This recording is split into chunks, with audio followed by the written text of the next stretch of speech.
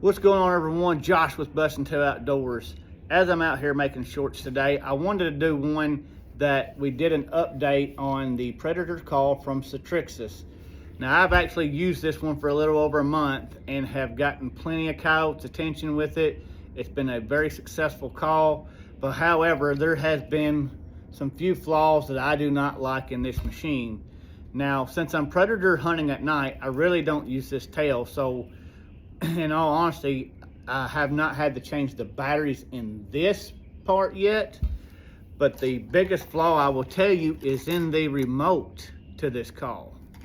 For once, if you can see right there, you have to undo the little screw right there to take this off and get the battery out. Now, that's not so bad, is it?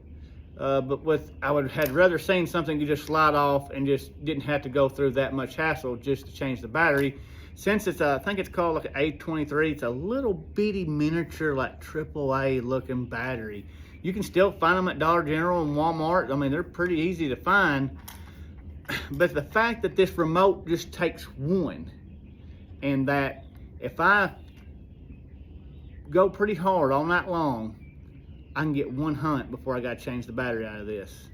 Now, I will admit that sometimes in between stands, being at nighttime, I love that it has the lit background to it, but the fact that I'm having to change batteries almost every hunt is something that I do not like about this unit.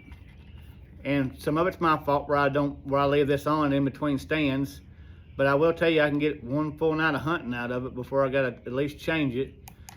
However, though, those little batteries aren't that expensive because they come in a little 2-pack. So I mean, I think it cost me like $2 or $3 for, you know, man, it's costing me about $1.50 a hunt on batteries just for this alone. Once again, I haven't had to replace them in this. As far as itself, this unit does not have anything bad wrong with it. I haven't really used this for daytime, but I will tell you this. If you are nighttime hunting or you're day hunting and there's a big wind out there, this unit placed anywhere from 30 to 50 yards out with like anything above a 15, 20 mile an hour wind, this thing is useless. Now, remember, I do know that coyotes can hear exceptionally well, a lot better than us humans. So I've took that in consideration, but when the wind's blowing so hard that I can't hear this, yes, the coyotes may hear it, but I have not had any success when the days are windy. So yes, they make other calls to help that out, and that's going to be coming up in a later video. But for right now, I just kind of wanted to give a little update about, this is going to be, I'm moving this to my backup unit. I still like it, and I find it funny that Amazon pulled this off, or Ctrixez pulled their product off Amazon. Because as I was trying to look this up to see when I paid for it, it's no longer on Amazon anymore. And so I don't know if that's because they've had problems. Because once again, going back to when we did it right out of the box with this, some of these presets on this remote is not right. So I'll take the mouse, for example. If you turn on the mouse and hit that, it's a coyote howl. The raccoon distress or the raccoon fight, both of them go into, like say, for example, the coyote fight. It'll do about 10 seconds of a coyote fight, then it goes into a long howl.